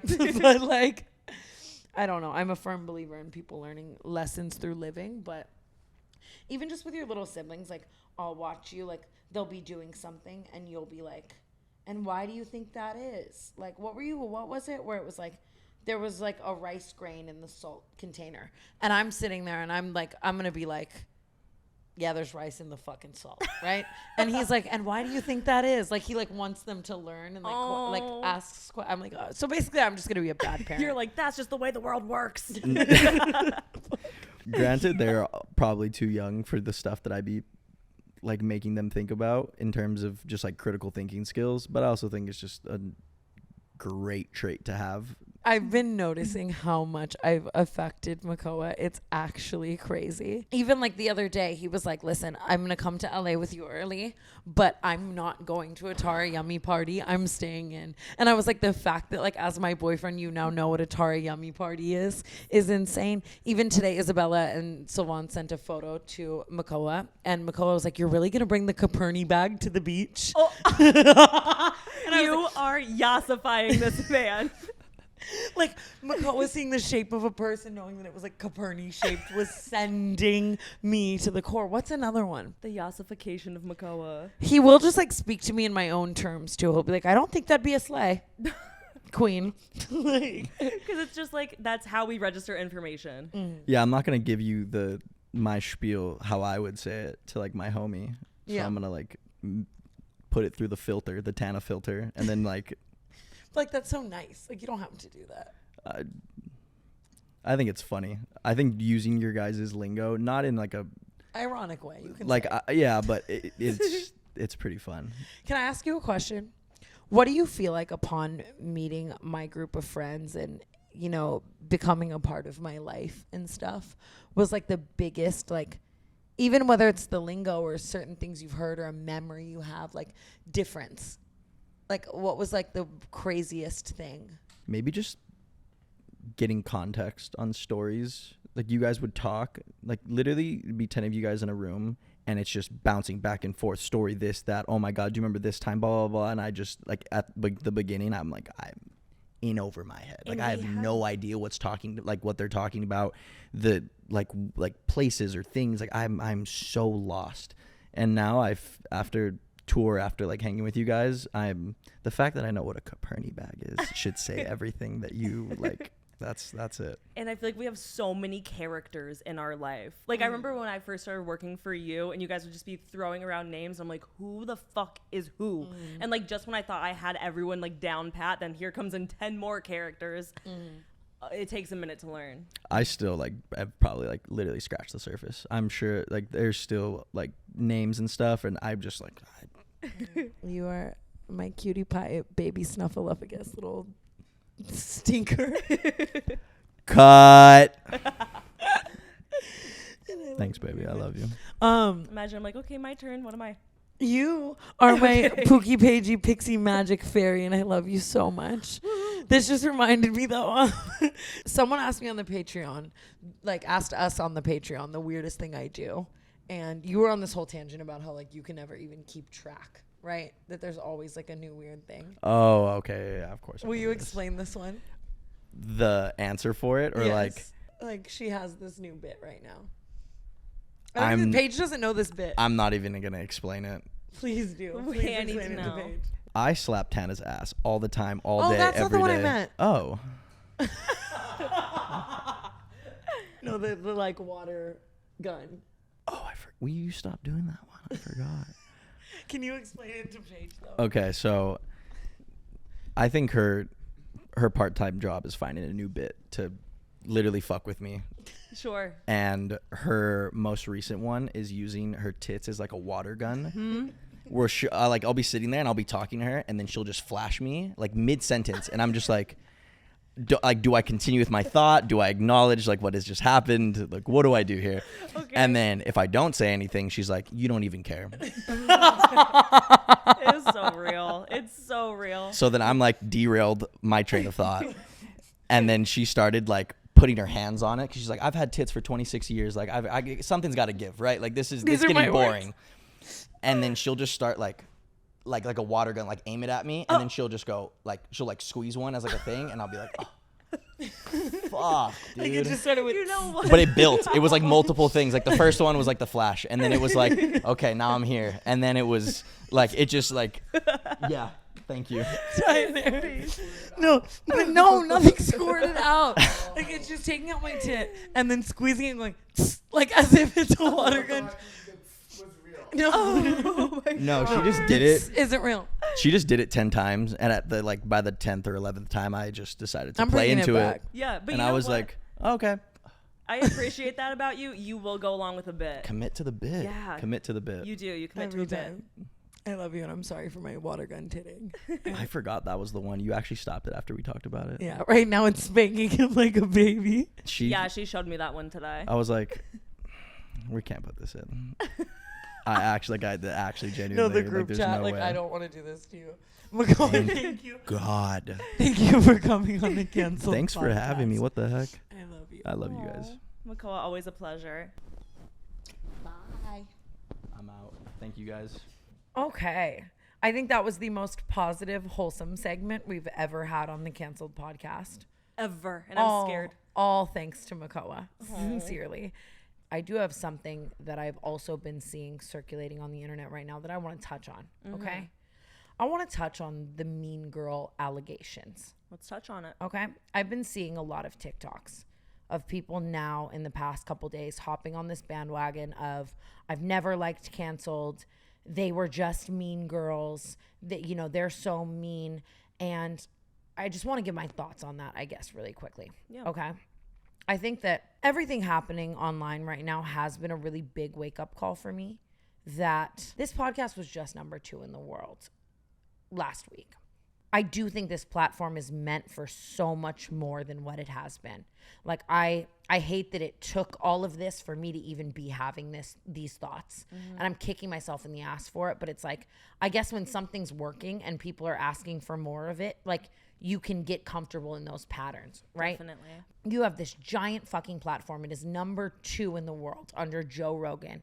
And all you're ever going to touch on is bad airline experiences and bad LA influencer experiences. Like, obviously, when it rains, it pours. We had 1 million episodes where there were no there was no one we were mad at, right? And you're just talking about whatever, and all of us are just talking about whatever. But then even over the past couple months, I felt like we all had a lot of influencer altercations and interactions that we wanted to bring up on the podcast. And I don't think two wrongs make a right.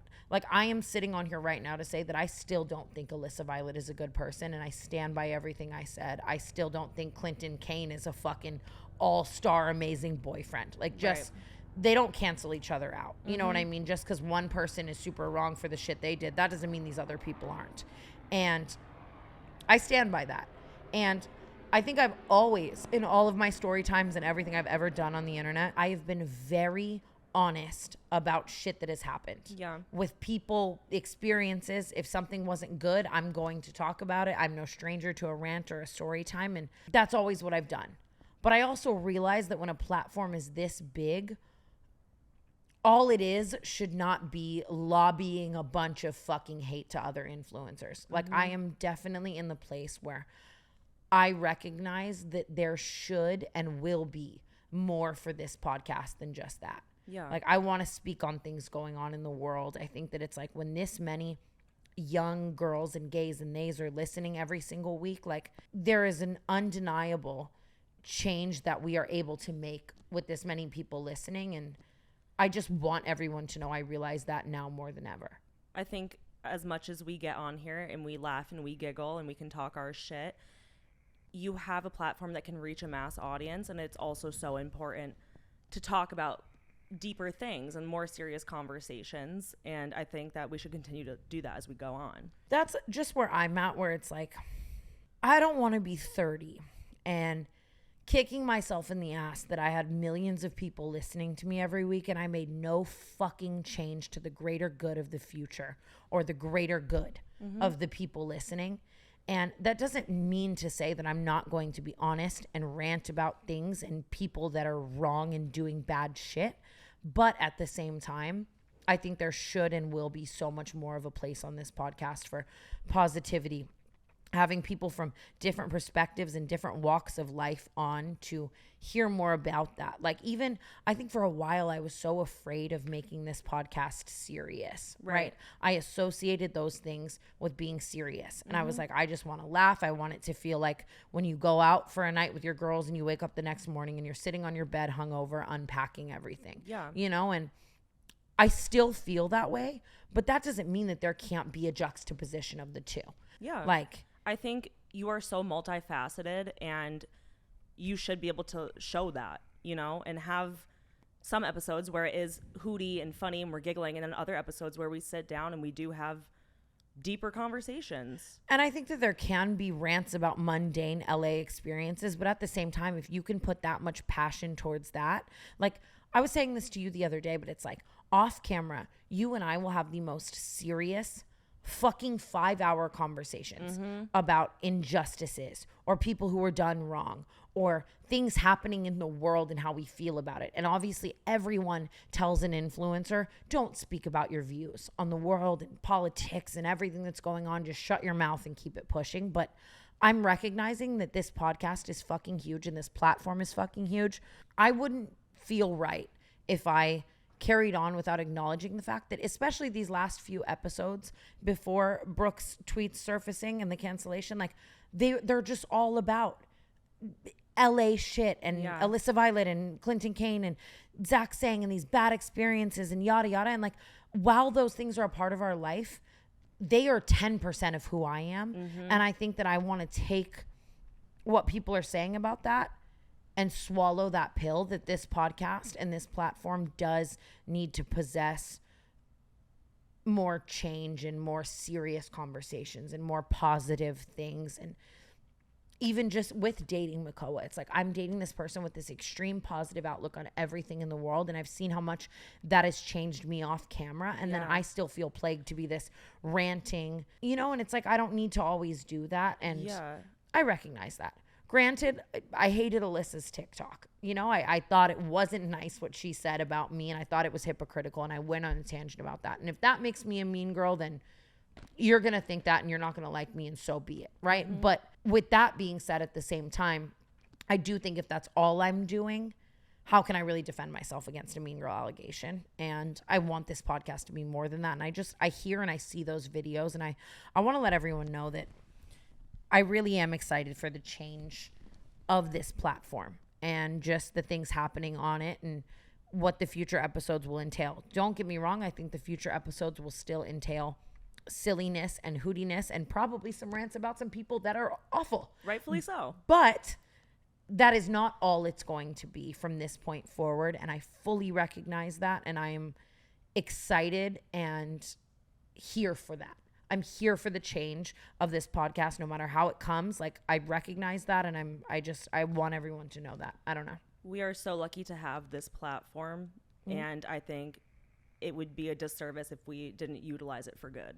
And there's so many fucking things that we both feel passionate about off camera. And again, it's like you live in this world where everyone's like, don't talk about that. Just, you know what I mean? But like, why? Yeah. Like, and I've always been so honest to myself on camera in all of the ways that I am. But again, it's not all of me. Yeah. And I think everyone loves you for who you are. And you are so complex that you should be sharing your views on more than just influencer drama and LA drama. You have so much more to offer than that. And I think you should show the people that. And I think, again, it's like I said, you just get comfortable in this loop. Like, it was working. That's what people requested. And it was happening in my real life. And everything I said was honest and something that I stand by. Yeah. But I shouldn't be comfortable and complacent in that being the only thing this podcast is about. And I'm not the same girl I was when I started it.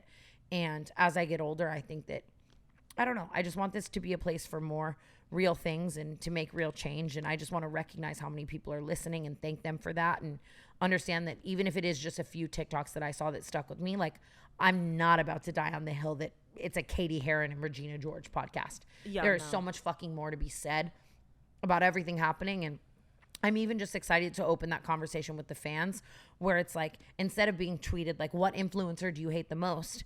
I want to be able to be tweeted like, this is happening right now in the world. Can you talk about it?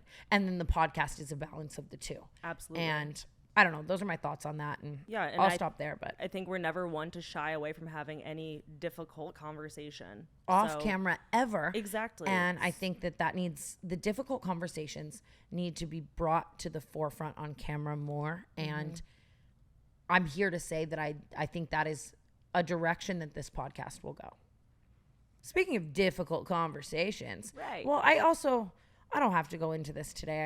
It's what? All my mentions right now is about Noelle Miller's statement and my thoughts on that. And we can get into it. I'm seeing a lot of people lobby a lot of hate to Noelle, like, for me, you know, and I guess I just be really honest about it. Yeah. Every time I feel like something like this has happened in my life, it's very interesting. Like, I've had people on Cody's team reach out to me, right? And like, that's from like the other side, or allegedly the other camp. And I had people from Cody's side reach out to me and tell me he's not going to speak on this at all.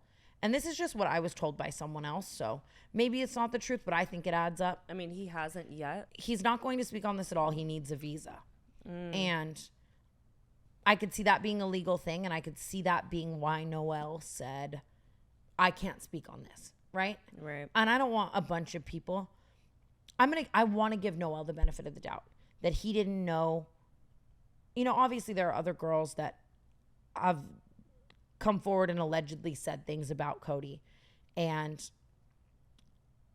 I don't know Noelle like that, but and maybe this is parasocial of me to say, but like, it doesn't strike me like he is this evil man who knew all along and is now just trying to get out now that it came out. Like, I could see there being a world where he didn't know these things about someone who was his business partner and his friend, and now it's a legal thing where he needs a visa and Noelle can't say shit. Yeah. And that sucks to be in that position. And I don't know. I'm just seeing a lot of people give him a lot of hate, and I could see it being where in a year's time, Noelle is figured out his place in this space without Tiny Meat Gang, or he's just Tiny Meat Gang, and he's able to speak more freely on it. Yeah. Right? Like, but right now we don't know what's going on behind closed doors, and he's obviously between a rock and a hard place.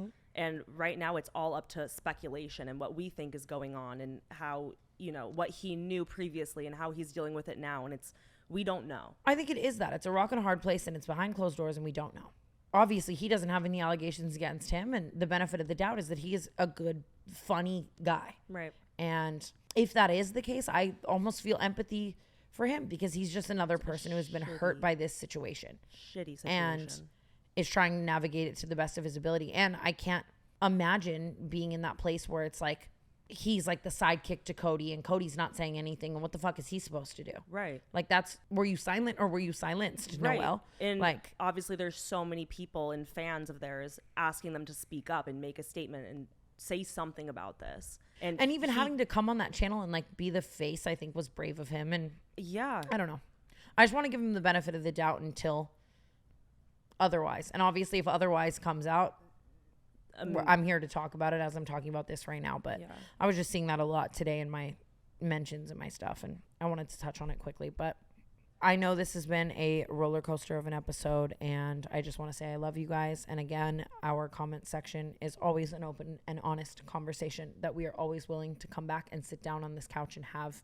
And I think that this podcast in the future will be entailing so many more conversations that we probably wouldn't have had, and I'm excited for that, and I welcome it, and I appreciate it, and I appreciate anyone who listens. So always. we will talk to you guys very, very soon.